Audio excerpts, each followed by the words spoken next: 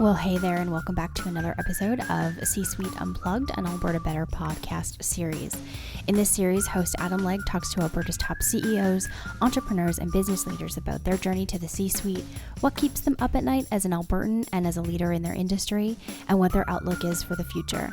On this episode, Adam talks to Navin Arora, Executive Vice President of TELUS Business Solutions, about his career journey from earning a degree in neuroscience to finding a passion for project management and business solutions and leading a national team at TELUS Business Solutions. Navin also shares his thoughts on the future of the telecommunication sector in Canada, remote work, and the role of business in making life a little bit better. Navin also shares his deep love for Alberta and how he wants to make it a better place for all.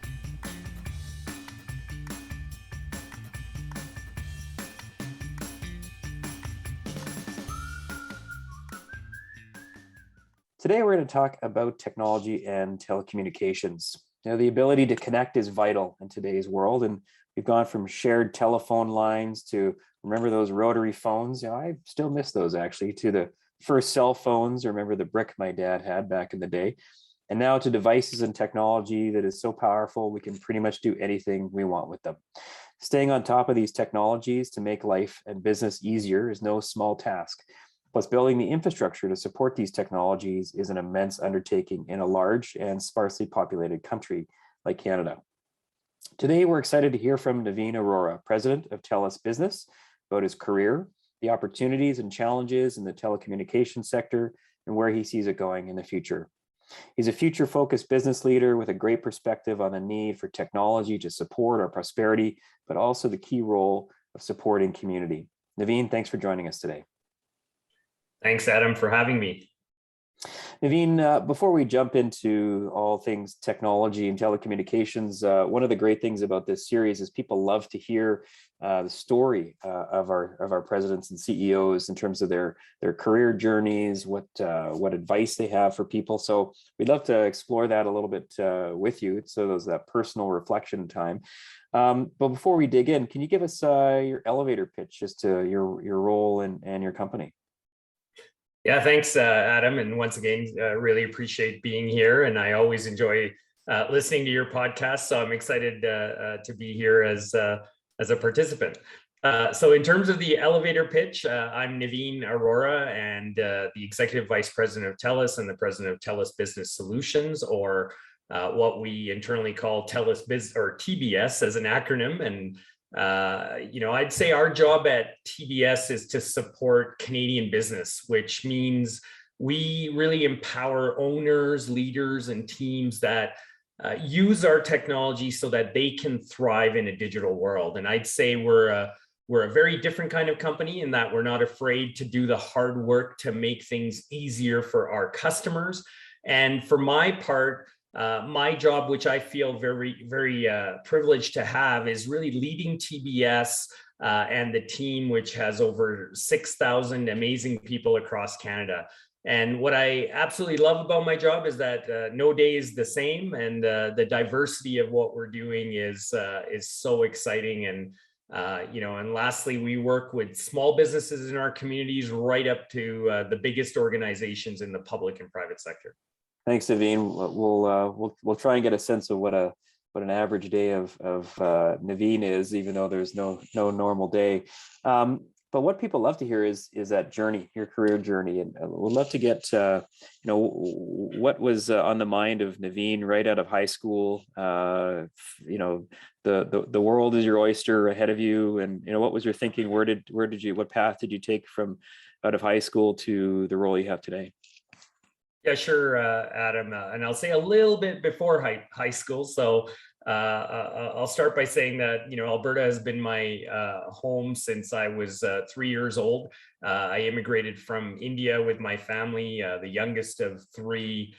Grew up in Edmonton, but have lived and raised my family here in Calgary for the last 17 years.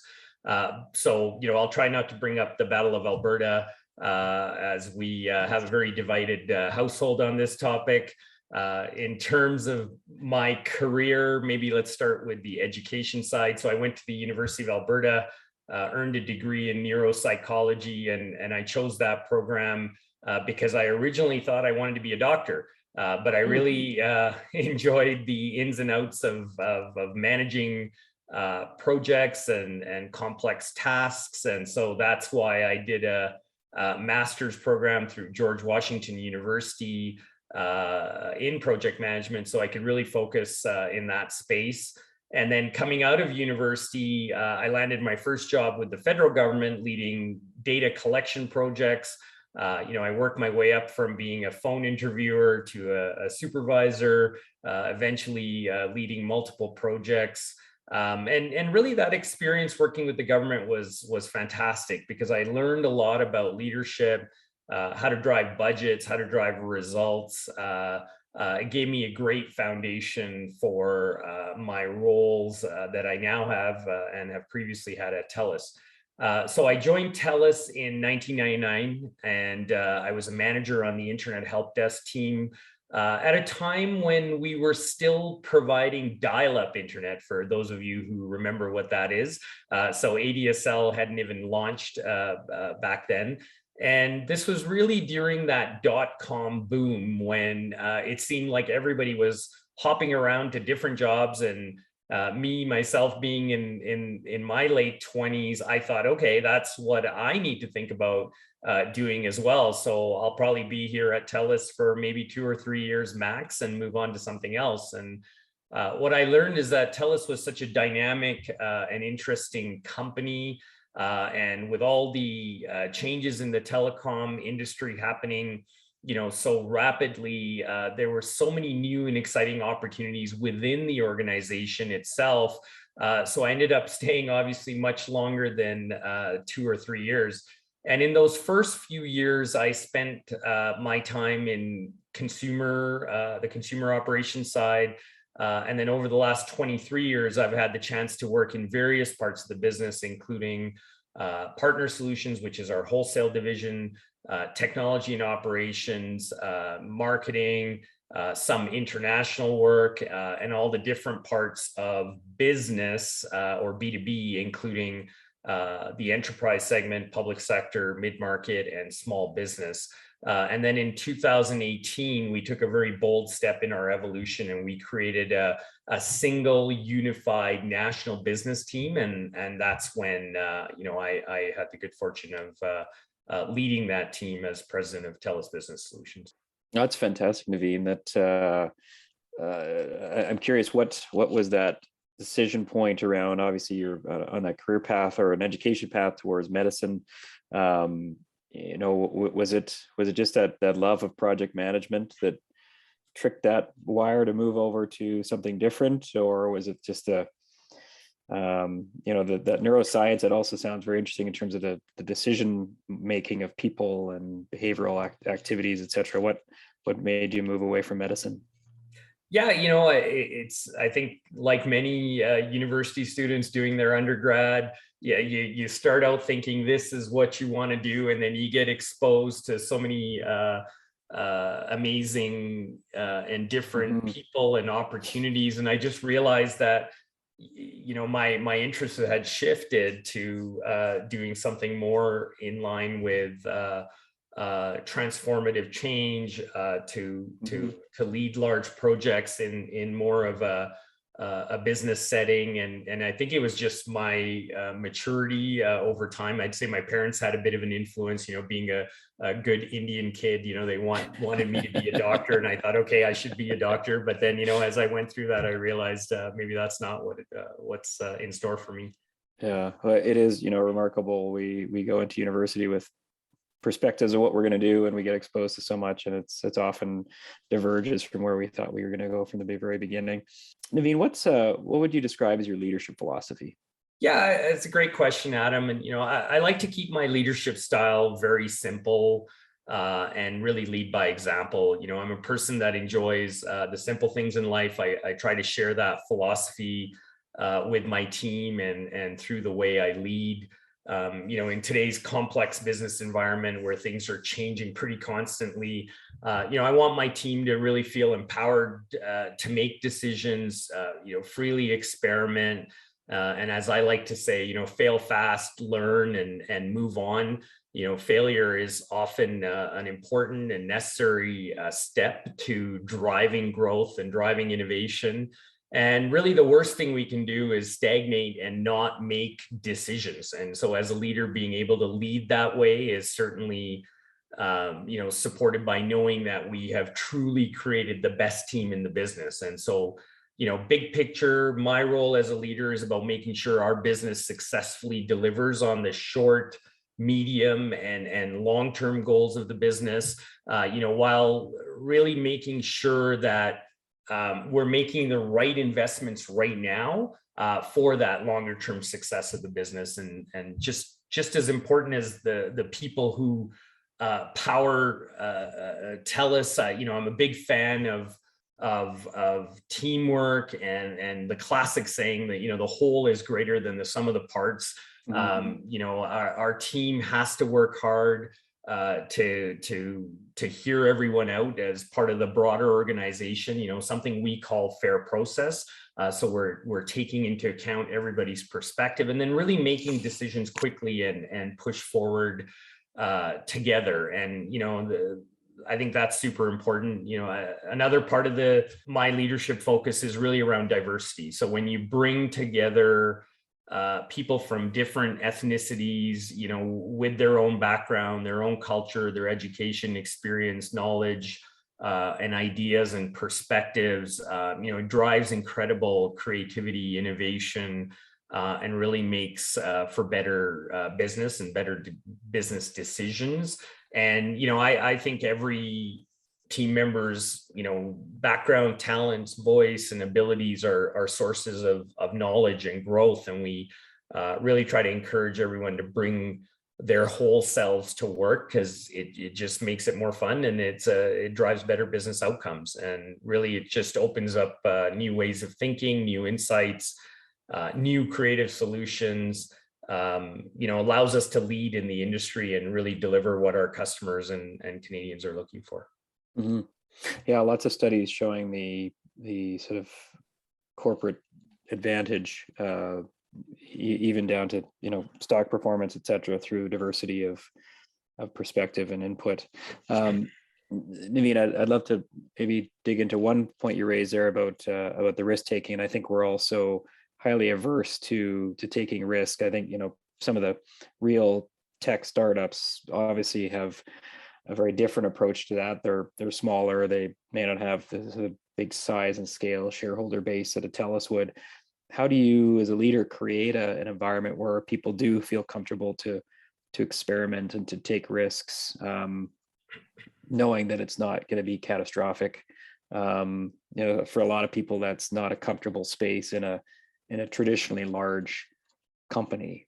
Yeah, I think that's a great point, Adam. And, the way I look at it is, I share with my team right up front that, what I think our probability of success is. I think if you start right up front and say everything has to be, 100% successful, it really stifles the team's ability and desire to want to take risks. And so, I spoke earlier about a short-term, medium-term, longer-term mindset to the business. A lot of what you're doing short-term should have a high probability of success, but as you push into medium-term and long-term ideas, things that you're investing in today that you're hoping will come to fruition and be important parts of your business in the future, you have to have a realistic probability of success in that regard. And when your team realizes that, we're trying to achieve a 60 or 70% probability of success, then it's okay to fail that 30, 40% of the time. And what I like to really encourage is let's fail fast and let's learn from those mistakes and let's adapt, reorient, and go again. So the speed by which we can create that feedback loop of learning what went well and do more of that and do less of what didn't go well is all part of that risk-taking process. And so if you can create that culture and that environment where it's okay to do that, and I think, me as a leader, I have to do that as well and say, I really like this idea. It didn't work out. Here's what we learned. Here's how we revector and move on. And if you can show that in practice, I think it helps create that culture where people will take risks. Yeah, you need to create that environment for sure. Navin, any experiences or mentors that help shape your leadership philosophy over your career? Yeah, for sure. As I said earlier, I came to Canada as a child, an immigrant. My entire family had to adjust to a new culture and new way of life, and seeing my parents start their lives all over from scratch, and they really did it for us as kids to give us a fantastic future, which they did. Really inspired me and really instilled in me, I think, a work ethic that has really continued to this day. So watching my parents and my siblings learn to adjust to a new society and having to do so a little bit myself, given how young I was, has really made me, I think, a self-starter with a strong desire for constant learning. So my entire family experienced the boom and bust nature of Alberta, living here most of my life. My dad got laid off during some of the economic downturns in the 80s, and but then the way he came back from that left me with this outlook of you have to always hope for the best, but plan for the worst, and ultimately being prepared for everything life might throw at you. And I think that watching my parents go through that, watching my dad go through that, huge mentors in my life, and very impactful in a positive way. And when I speak of mentors, I always have to mention, Darren Entwistle, our CEO at TELUS. Darren's been here for 22 years, and big part of my learning in the process. And he really believes that TELUS's greatest asset is really nearly the 100,000 talented individuals that we have across 25 countries across the globe, who are the TELUS team. And his vision and leadership has really been invaluable to me over the course of my career. And so I always put Darren up there as a key mentor for me. And then, I think also lastly, I played a lot of competitive sports through, my school years, and, had some fantastic coaches, great team members. I learned about team sports and how to participate, and when to be a leader and when to be a step back and do your role. And I think a lot of those were great mentorship opportunities as well. Yeah, no doubt. Navin, what's a day in the life of Navin, the president, and do you have any key routines or practices that you try and employ? Yeah, so I think like many of us, I start my day off with a cup of coffee, and really liking how my days are now. I think a lot of great balance, post this pandemic environment that we've been in. And, some days I'm in the home office, if that's what my day looks like. Some days I'm on the road. Sometimes I'm in our new spectacular TELUS Sky building in downtown Calgary. So, really like, how I plan my day for what my day looks like. I try to spend the first hour really getting settled, going through emails from team members who are based in the East, because they're already up and at it a few hours before or ahead of us here in Alberta. My calls start around 8 a.m. Pacific time, because obviously you've got a team in BC, so I don't want to start too early. And really I'm a big fan of trying to keep that work-life perspective, both for myself and the team. I want them to have the same, opportunity to spend some time with the family based on the time zone that they're on. So I don't want to start too early for the people, in the West, and not go too late for the folks in the East. Most of my day is, back to back video calls these days. One of the things I do like to do is if I can, drop off my youngest daughter to school every morning. It's a great 15 minutes, just one-on-one time, to catch up with her. At the end, kind of late afternoon, I try to get, 15, 20 minutes to have a quick FaceTime call with my oldest daughter, who's 19, and she's going to university in Ireland. So kind of have to see how I catch her during the right time zone and work around the work schedule. And then in the evening, like to break for a few hours. So after around 6 o'clock, have dinner with the family, whoever's around. They all got busy lives. Spend some time with my wife, help out with homework, maybe go for a walk, play a game together, love to exercise, try to get an hour in most evenings, try to jump on my elliptical, watch a hockey game or whatever series I'm watching. Just finished watching Ozark, so highly recommend that for those who haven't seen it. Great. So love the mental, side of the exercise side, and then around 9:30, 10, I'll get back online, get caught up on a few emails, and get ready for the next day, and try to use the Friday nights as family movie and order in dinner night, and weekends try to get a good balance between catching up on work, family, social stuff, maybe get away to the mountains. So that's kind of the typical day or week in my life there, Adam. That's awesome, Navin. No, thanks for sharing that with us. I mean, what's one thing people would be surprised to know about you? Yeah, there's a funny joke that I tell everybody that I did kindergarten 3 times, and that's because in India, so much.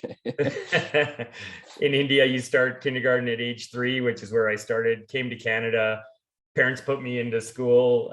The school thought I was doing great, knew my alphabet, knew how to, all my numbers and so forth. They thought they'll put me into grade 1, and lo and behold, I wasn't even old enough to be in kindergarten, so they kicked me out of kindergarten. So that was number 2, and then when I was old enough, finally I started it for the 3rd time. So I think that's just a little funny story I like to tell. That's hilarious. The third time lucky, I guess. There you go. Yeah. Navin, you've been at TELUS for over 20 years, remarkable career. As you think back on it, what have been some of your most notable or memorable accomplishments and things you've learned over your time? Yeah, there's been so many great things that I've been fortunate to accomplish. With the help of all of the fantastic people at TELUS. I think there's a couple where, first I was managing the internet help desk, way back in the day. And, I championed the idea of improving our space. And so getting some new paint, new carpet, a proper TV, a games room. And, when we made those changes, the team was so excited and had such a great impact on morale. It taught me that those little things can make such a huge difference, and it was a great leadership lesson around environment and culture. So that one really sticks out. Another one that I was really proud of was I was part of a small group that probably over a decade ago we decided to change the culture at TELUS around putting our customers first. And telecommunications companies don't have the best reputation, or didn't anyways in the past, in terms of customer service, and TELUS was no different. And so by changing that mantra to a customer first culture, it was so amazing. The whole team rallied around it. Everybody was engaged. Changed our processes forever, and really great outcome in terms of what it did for our customers, for the financials of our business, the engagement and morale of our team. And that was another great accomplishment. And of course, we still have a long way to go to make sure every customer has a great experience, but we've really come a long way from back then. And the latest one I'd say is our B2B business was not a growth business. It was a declining business since the downturn in Alberta in 2015, 2016. And, we've been able to really diversify the business geographically in the segments we play in, and we returned the business back to growth last year. So another, key accomplishment that, I'm really proud of the team on. So, I mean, you're also very active in your community. And a cause that is clearly near and dear to your heart is well-being for particularly for kids. You sit on the board of the Sandbox Project, a national organization that works to improve health and well-being outcomes for kids. Can you share with us why this cause is so important to you and how you got involved?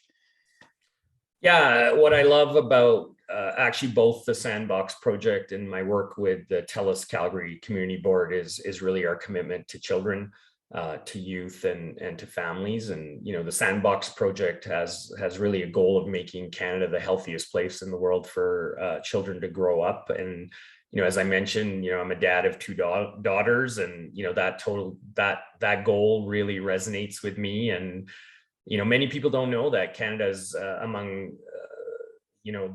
although being among the most prosperous nations in the world, we rank quite low amongst our peers when it comes to children's health. And, Canada's, I think, ranked 30th amongst 38, rich countries by UNICEF's most recent study of child well-being. So not a great outcome. And so really my work, along with other fantastic people at the Sandbox Project is really to bring that leadership and thought leaders and key organizations together to really ensure children in Canada get all the support and care that they need to become healthy and active and well adjusted. And the TELUS Friendly Future Foundation, also has a very similar goal by really helping build brighter futures for youth through the support of health, education, and technology programs. So the combination of those two is fantastic, and really proud of being able to contribute on both those. That's great. And closing off our personal section here, Navin, what advice would you have for someone starting or very early in their career? What would you encourage them to do or even not do? Yeah, that's another great question. I'd say, firstly, I learned fairly early on that you can't really predict everything, and you need to be able to be very adaptive to a fast changing environment. The world is super dynamic, and you got to just not get too high on the highs and not too lows on the lows, and do your best to be adaptable to that pace of change. The other thing I'd say is get out of your comfort zone. Things are never perfect, but you got to throw yourself into situations and learn from those situations. And there's just as much to be learned from those not so great jobs and experiences as there are the good ones. And so I think that's another thing I'd say. And I think one of the things that really helped me, Adam, when I was getting into the workforce is that, I made a conscious choice early in my career that, I wasn't going to worry about title and I wasn't going to worry about pay as long as, I was in the right ballpark for pay.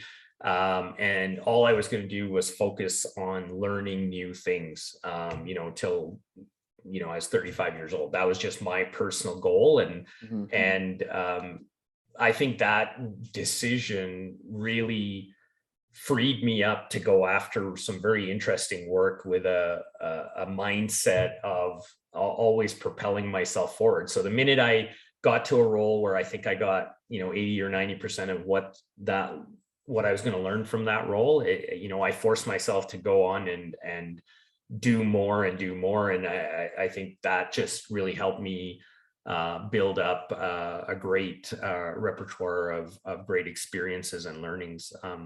And the last thing I'll say is, don't just focus on IQ, but focus on your EQ, right? And what makes you stand out in those hard to handle or interpersonal type situations. Everybody's smart in these organizations, and and you want to make sure that you're a great collaborator, great team player, and can do the right things in the right situations.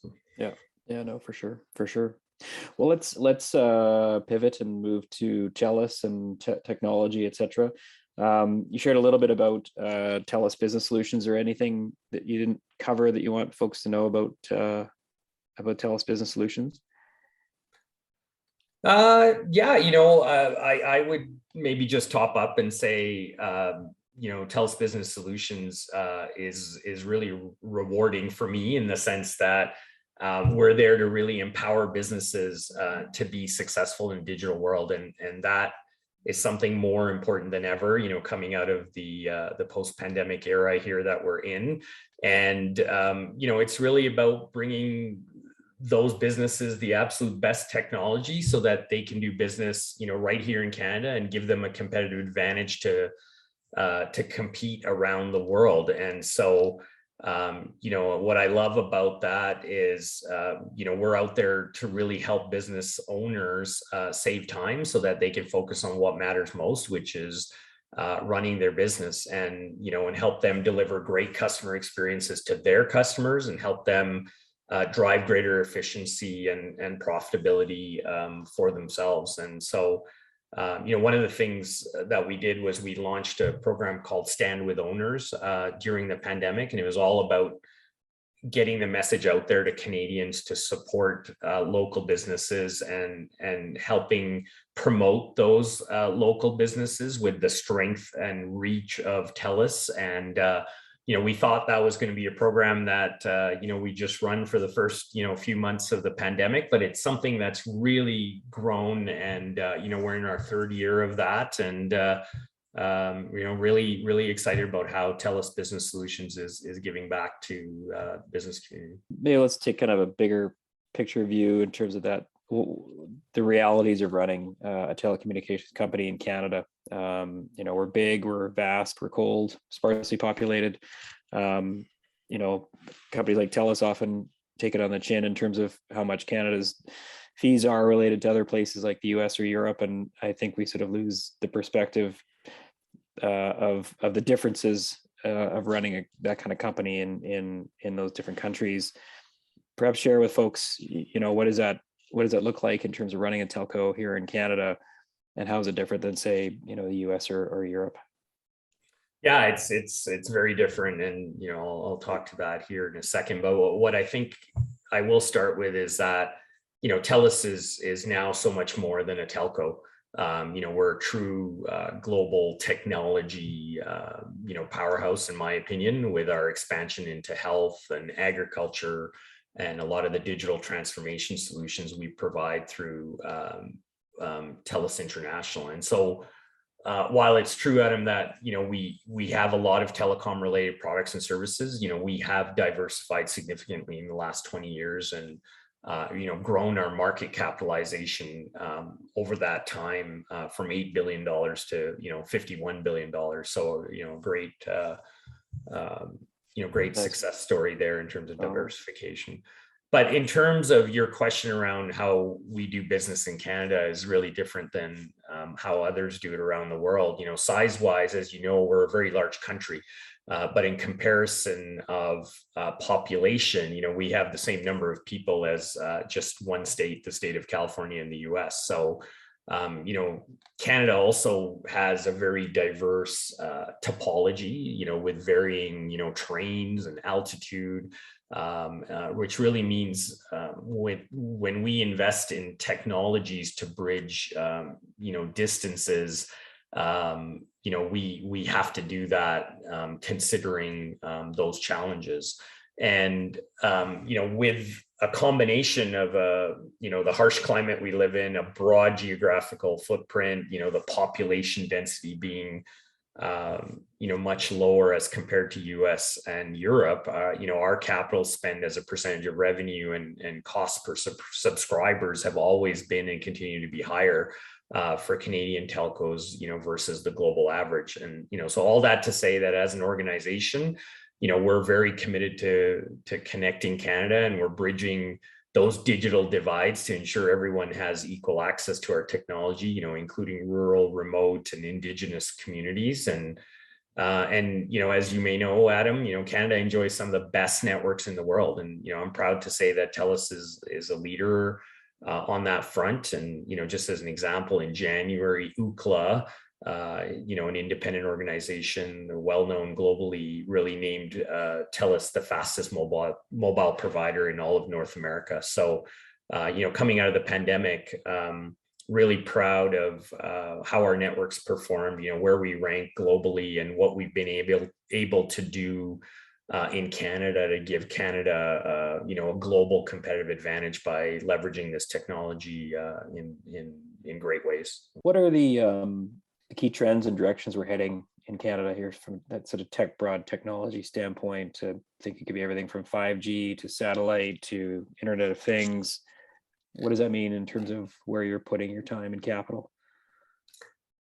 Yeah, I think the direction that we're heading with 5G and IoT and what we're doing with industry solutions is super exciting, and it's specifically exciting in the TELUS Business Solutions space. Previously, when we've launched different generations of networks, it's been the consumers that always benefit first with the applications and the speeds and so forth. But what's different about 5G IoT is that the B2B applications are tremendous. And so when you look at our synergies, for example, across our health and agriculture business, as well as TELUS International, the way we can drive the Internet of Things in terms of sensors, connecting devices, connecting assets, connecting workers, for their safety and so on. The opportunities are just limitless. And so a couple examples, in the health space, think about an ambulance that's connected through 5G capabilities, where they can take images and so forth and do testing, and can send that right to the hospital even before the patient arrives. Think about farm and ranch, and how using weather sensors connected to the farm machinery, to sensors in the soil, and really limiting how much water a certain part of the farmer's field needs, or fertilizer, or so on. I mean, there's great ways to improve yield while reducing cost and reducing waste. Think about connected cars. We signed a really neat partnership with General Motors as their provider of 5G connectivity here in Canada, and a future of cars speaking to each other on the roads, moving to the right or to the shoulder on their own when an emergency vehicle goes by, and so just a huge number of applications across many industries that really excited about. Hopefully there's a way to communicate to the bad drivers out there that let me pass, or something like that. Yeah. Navin, I think the past couple of years has shown us just how important technology and access to it is. Within days of the start of the COVID pandemic, the entire Canadian corporate sector, frankly, the global corporate sector, went online. Office towers were emptied, and people migrated to Zoom and Teams. I'll admit, I, for one, while the early days were a bit bumpy, trying to figure it all out, and not everybody was getting the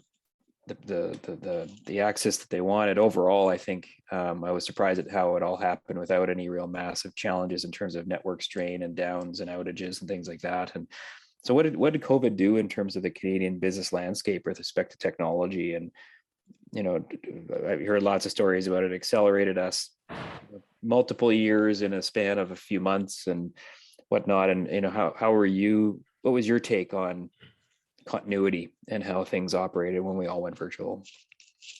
Yeah, I don't think you can overestimate the impact the pandemic has had on digital transformation.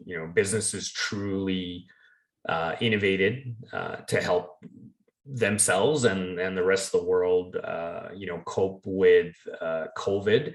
I read something similar to your comment earlier, Adam, that as a result of the pandemic, there's been up to a 7-year acceleration in digital transformation and e-commerce alone. So, the pandemic really, I think, gave every company, including TELUS, a reality check. And I think what has become very clear is that, besides human capital, technology is now the most important differentiator for businesses to be competitive, not only here in Canada, but on a global scale. And, I think in regards to your comments on business continuity, I wasn't surprised by how well this transition went for Alberta business, as we really are known for our grit and hard work and doing what needs to be done, for our businesses and our communities. So, I was very impressed to see people and businesses come together,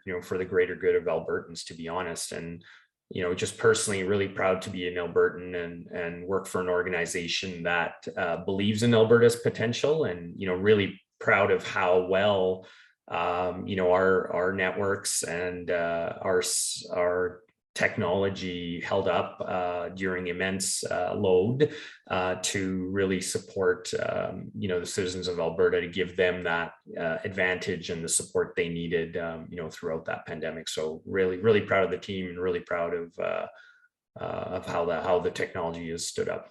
Mm-hmm. Yeah, never a better place to be in a time of crisis than Alberta. Everybody has proven over time we roll up our sleeves and help those in need.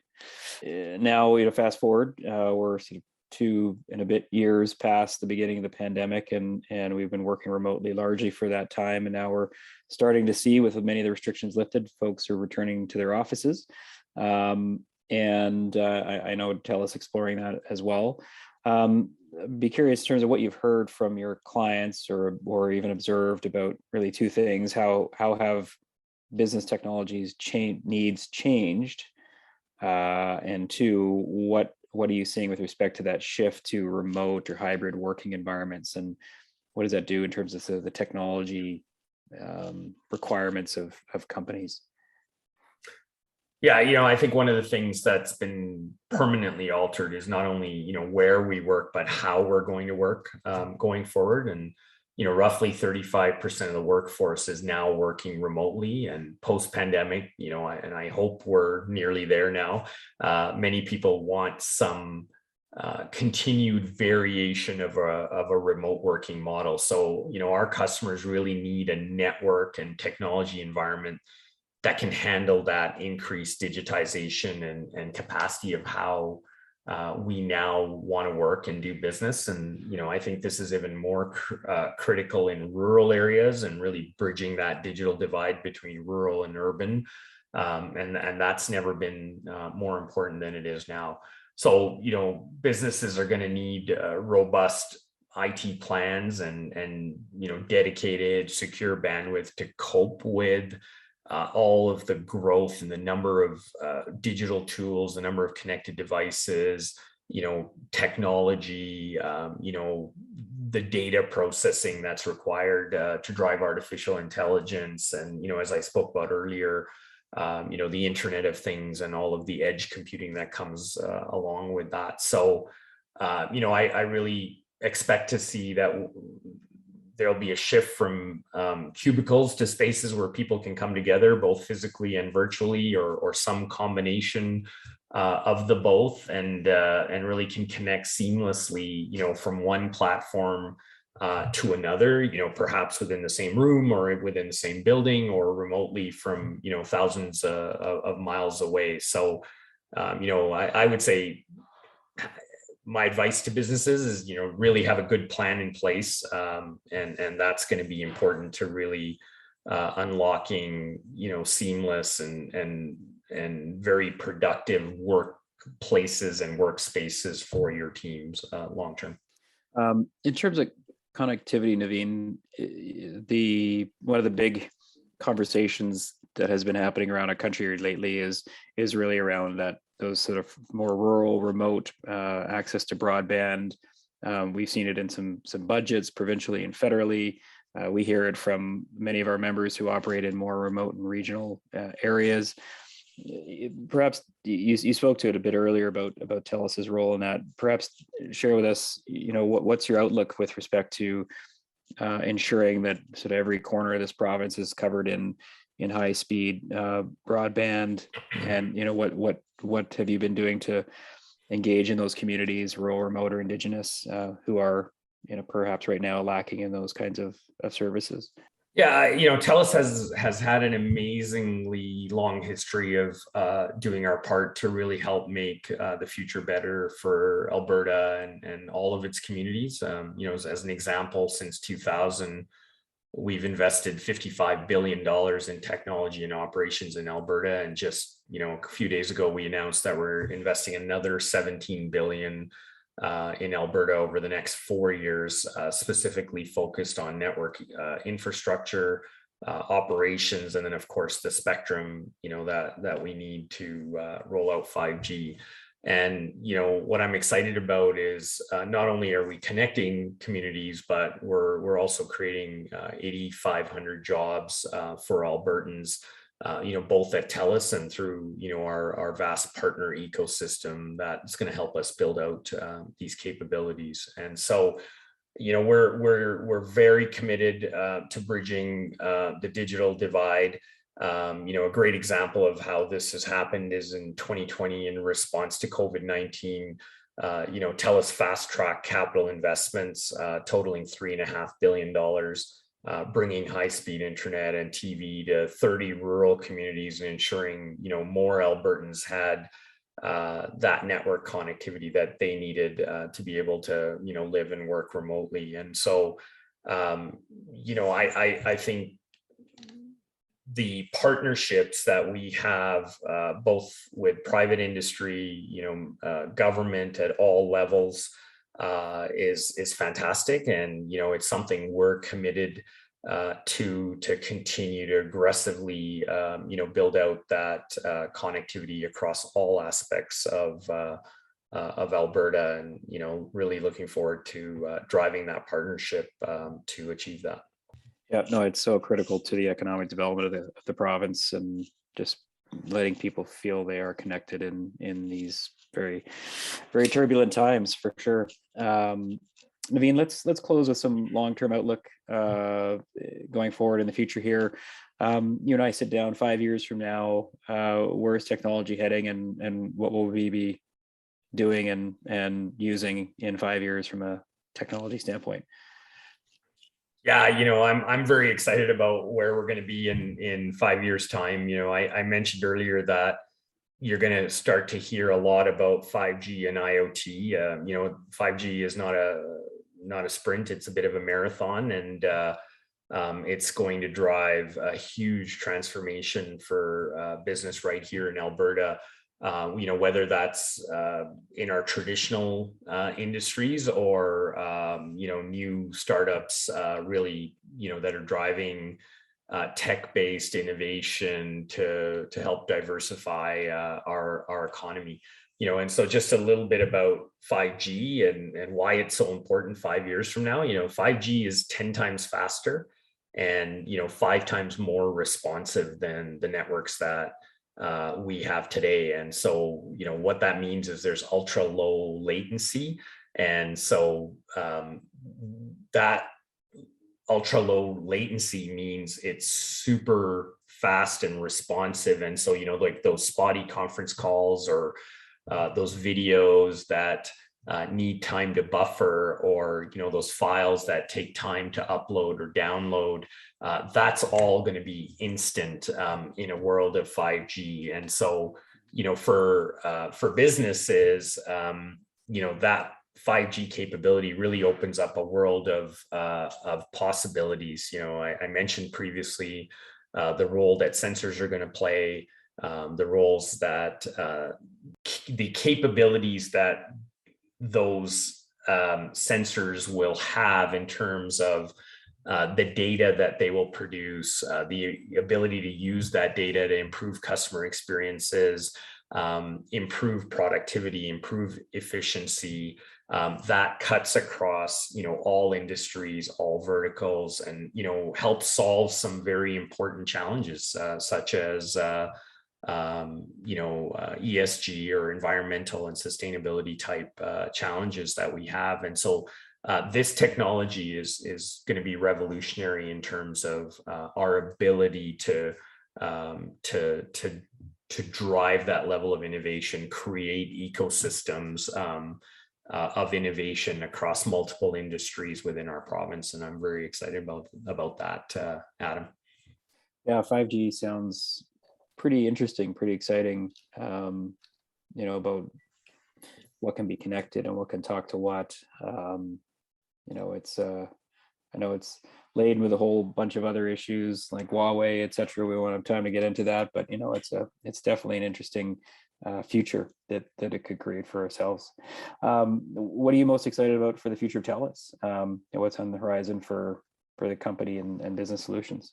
Yeah, I think, we've covered so many of the things over the last this conversation in terms of what I'm excited about. I really do have the great privilege to lead a very bright and talented team, who are tackling the work that's going to make a huge difference in the world. And I think that is super exciting for me in terms of what we do is going to make the world a better place across multiple fronts, and really make sure that we in Alberta have all the tools, the technology, and the capabilities that we need to be competitive on a global scale. And so, for me personally, as an Albertan and living here in Calgary, playing a small part in being able to make sure we're uber competitive on a global scale is super exciting for me.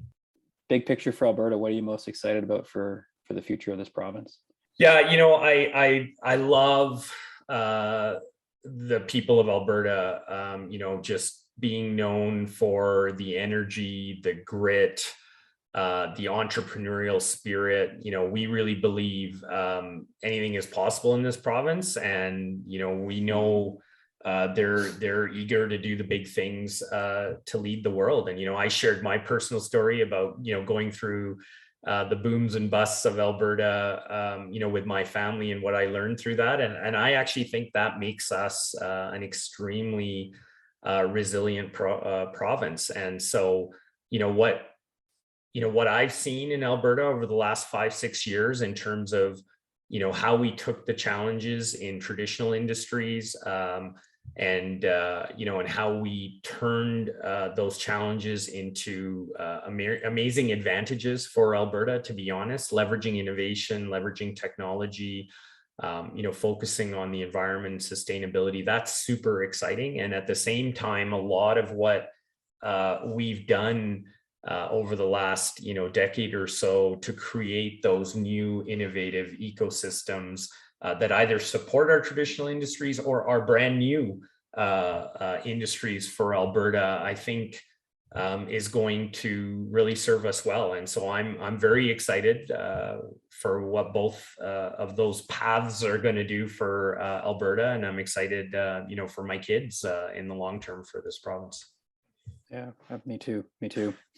And final question: if you had a magic wand, Navin, what would you do to make help make Alberta better? And in the Battle of Alberta, we know that would probably be to make the Oilers win. But in the big picture, what would you do to help make Alberta better? Yeah, I think if I had a magic wand, I think Alberta is one of Canada's and the world's best hidden secrets. And so, I would get the story of Alberta out there globally. I would change the perception of Alberta to be what it really is across Canada, and get out there and have the world see what Alberta is for what it is. And so I think a big portion, or a big reason by which we can accelerate Alberta's progress is by having the rest of the world to see, what's so amazing about Alberta and why this is a great place to live, why it's a great place to raise a family, and a great place to invest. So I think if we can do that, that would be amazing for this province. Mm-hmm.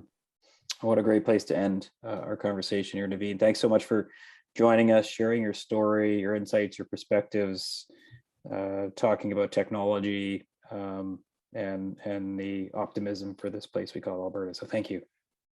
Yeah, thank you very much, Adam, for having me. Really enjoyed it. Well, thank you for joining us for this episode of C-Suite Unplugged, an Alberta Better podcast series. This podcast is a production of the Business Council of Alberta, and you can learn more about us at businesscouncilab.com. And we'd love to connect with you on social media, so give us a follow at BizCouncilAB on Twitter, Facebook, and LinkedIn. If you liked this episode and want to support our message of shared prosperity for all, please be sure to head over to Apple Podcasts, Spotify, or wherever else you get your podcasts to subscribe, rate the show, and give us a quick review. New episodes drop every other Tuesday. Thanks for listening. We'll see you next time.